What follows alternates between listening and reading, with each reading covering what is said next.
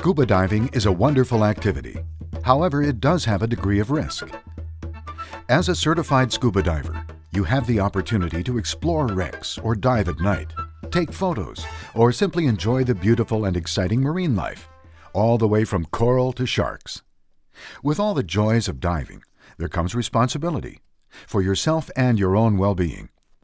Anytime a person enters the water to swim, to snorkel, or to scuba dive, there is a risk of an accident that may include injury or even death. Risk is present in all recreational activities. The risk can be reduced, but it cannot be totally eliminated.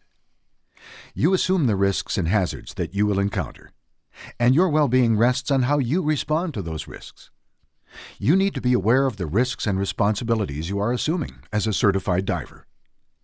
This presentation provides a review of some of the key concepts, skills, and risks of scuba diving.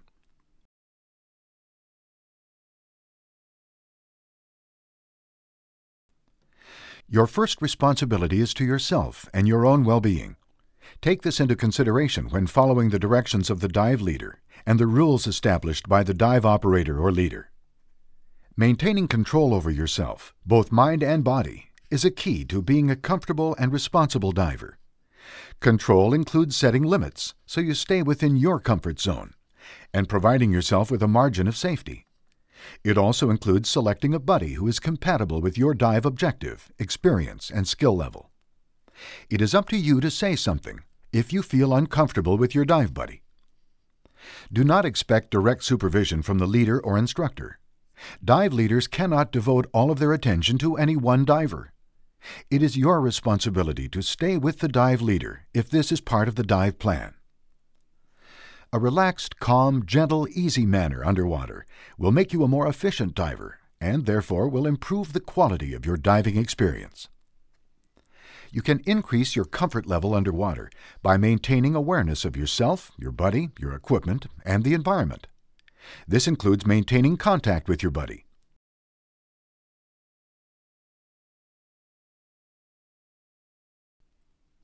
As a diver, you need to be both physically and mentally fit. Good health is an important aspect of scuba diving. Diving leaders only know how you look, not how you feel. You need to communicate with the dive leader if you have any concerns or problems, or if you have been ill or are on medication. As you are aware, diving when ill, overly stressed, or under the influence of alcohol or drugs greatly increases the risk of being injured while diving. Remember, when diving with a leader or buddy, it is your responsibility to decide if the planned dive fits within your comfort zone and your personal limits. You should not be pushed into diving by others. You need to be aware of stress when scuba diving in order to avoid it and to deal with it. When you are motivated to dive and are not under stress, you can relax, become comfortable, and truly enjoy your dive with far less risk.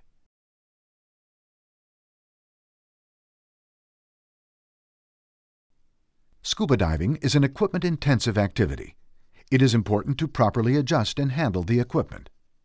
A proper fitting and complete total diving system is essential to comfortable and enjoyable diving. Most equipment problems are caused by misuse, improper care, or lack of familiarization, not by malfunctions. It is your responsibility to make sure you have all the equipment you need and that it fits, is adjusted, and functions properly before diving.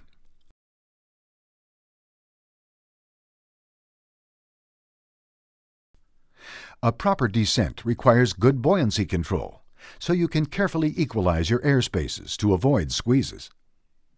Regular pauses to check your instruments, yourself, your buddy, your equipment, and the environment will increase your comfort as you dive.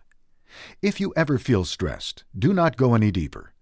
Relax and deal with the stress before proceeding with the dive.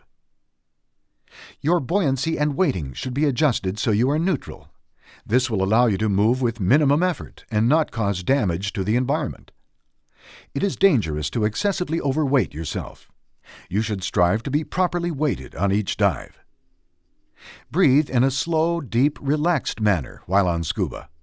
Rapid breathing at great depth or with low cylinder pressure puts you at undue risk. Avoid this situation with the same care you use to avoid running out of air. It is your responsibility to monitor your breathing and air supply to prevent a low air or out of air situation. Swim with a steady kick so as not to tire yourself. Your maximum planned depth should be based on the knowledge, experience, skills, and equipment of both you and your buddy. Your maximum time should be based on air supply, comfort, and decompression requirements, so you can return to the surface with a 500 psi reserve.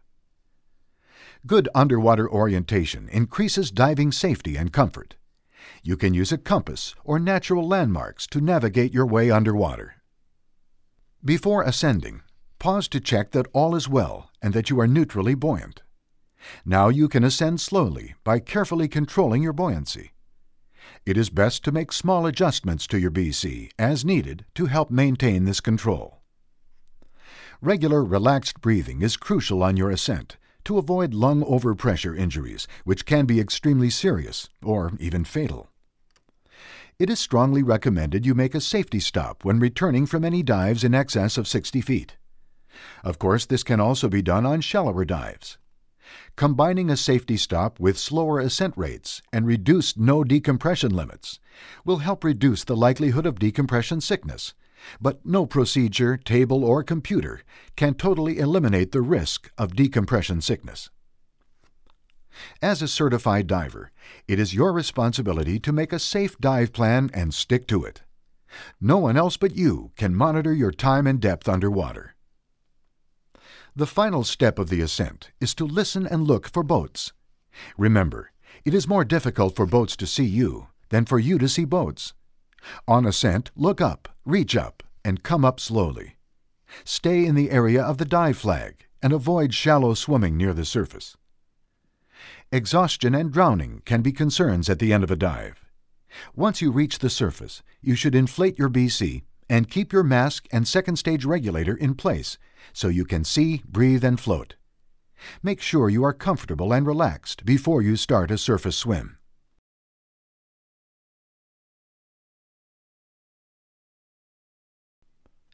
Extra care should be used when entering or exiting the water to reduce the potential of hurting yourself or others. If you are diving from a boat, use caution when boarding the vessel. Stay clear of the ladder, platform, or propeller until it is your turn to exit, especially when it is rough on the surface. Some aquatic life can be harmful, so care needs to be taken to avoid contact and not to provoke animals. Entanglement is another problem that can be handled as long as you do not panic. Diving accidents are more likely to occur during advanced diving activities, such as when diving in overhead environments, in strong current, in deeper water, in poor visibility, or at night. Penetration into caves, caverns, wrecks, or under ice also greatly increase the risk of diving. You need to accept the additional risks and responsibilities that accompany these advanced diving activities, especially if you lack the proper training and equipment that these activities require.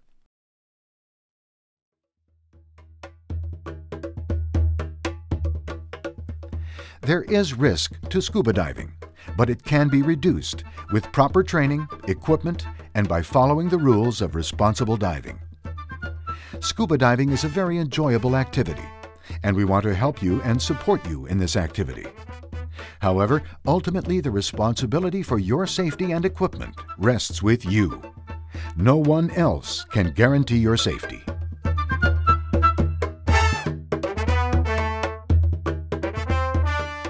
As a responsible diver, I understand and assume all risks I may encounter while diving.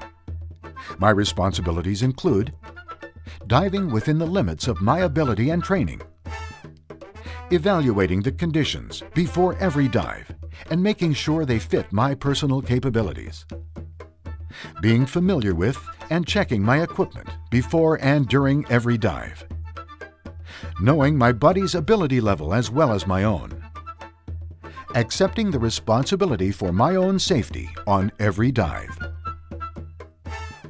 With this review, you have been reminded of some of the risks and responsibilities of scuba diving. You may now be asked to complete some paperwork before you proceed with your diving activities. Please read it carefully, and make certain that you do not sign anything that you do not understand.